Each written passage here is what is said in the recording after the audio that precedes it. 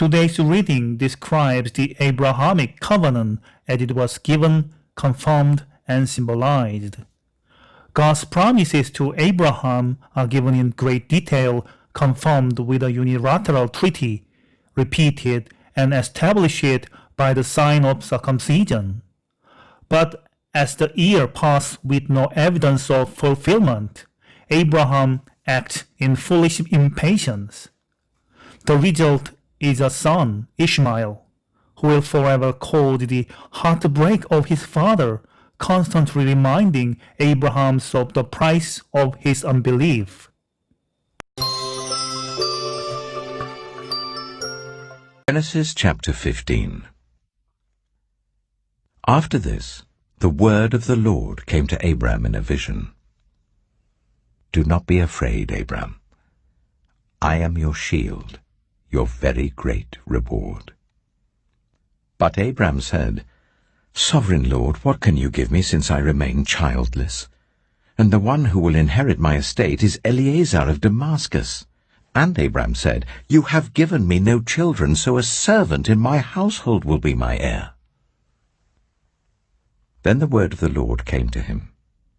This man will not be your heir, but a son who is your own flesh and blood will be your heir. He took him outside and said, Look up at the sky and count the stars, if indeed you can count them. Then he said to him, So shall your offspring be. Abram believed the Lord, and he credited to him as righteousness. He also said to him, I am the Lord, who brought you out of Ur of the Chaldeans, to give you this land to take possession of it.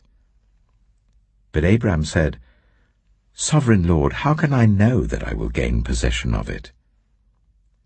So the Lord said to him, Bring me a heifer, a goat, and a ram, each 3 years old, along with a dove and a young pigeon. Abram brought all these to him, cut them in two, and arranged the halves opposite each other. The birds, however, he did not cut in half. Then birds of prey came down on the carcasses, but Adam drove them away. As the sun was setting, Abram fell into a deep sleep, and a thick and dreadful darkness came over him. Then the Lord said to him, Know for certain that for 400 years your descendants will be strangers in a country not their own, and that they will be enslaved and ill-treated there. But I will punish the nation they serve as slaves, and afterward they will come out with great possessions.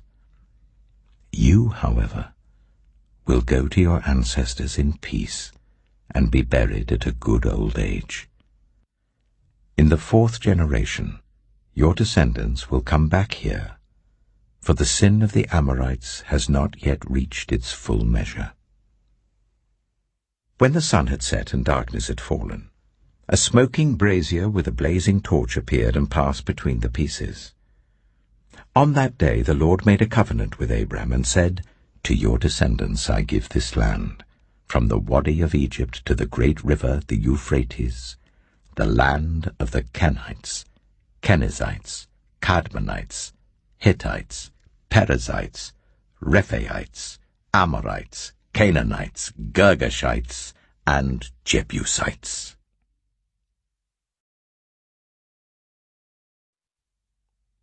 Genesis chapter 16. Now Sarai, Abram's wife, had borne him no children, but she had an Egyptian slave named Hagar. So she said to Abram, The Lord has kept me from having children. Go, sleep with my slave. Perhaps I can build a family through her. Abram agreed to what Sarai said. So after Abraham had been living in Canaan 10 years, Sarai his wife took her Egyptian slave Hagar and gave her to her husband to be his wife. He slept with Hagar, and she conceived. When she knew she was pregnant, she began to despise her mistress.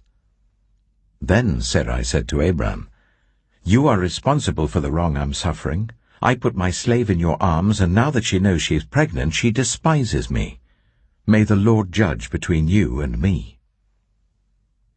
"Your slave is in your hands," Abram said. "Do with her whatever you think best." Then Sarai ill-treated Hagar, so she fled from her. The angel of the Lord found Hagar near a spring in the desert. It was the spring that is beside the road to Shur. And he said, "Hagar, slave of Sarai, where have you come from and where are you going?" "I'm running away from my mistress Sarai," she answered. Then the angel of the Lord told her, "Go back to your mistress and submit to her." The angel added, "I will increase your descendants so much that they will be too numerous to count." The angel of the Lord also said to her, "You are now pregnant, and you will give birth to a son. You shall name him Ishmael, for the Lord has heard of your misery. He will be a wild donkey of a man. His hand will be against everyone, and everyone's hand against him, and he will live in hostility towards all his brothers."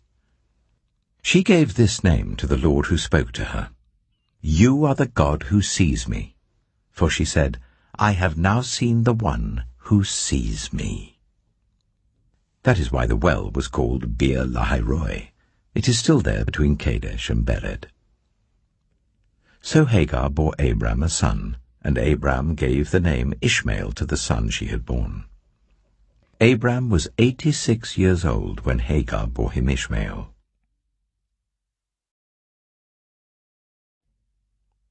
Genesis chapter 17.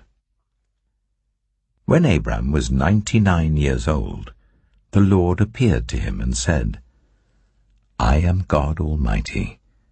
Walk before me faithfully and be blameless. Then I will make my covenant between me and you, and will greatly increase your numbers." Abram fell face down, and God said to him, "As for me, this is my covenant with you.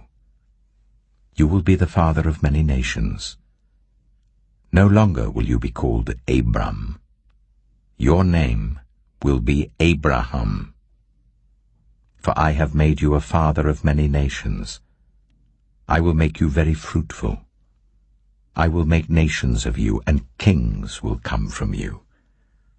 I will establish my covenant as an everlasting covenant between me and you and your descendants after you for the generations to come, to be your God and the God of your descendants after you.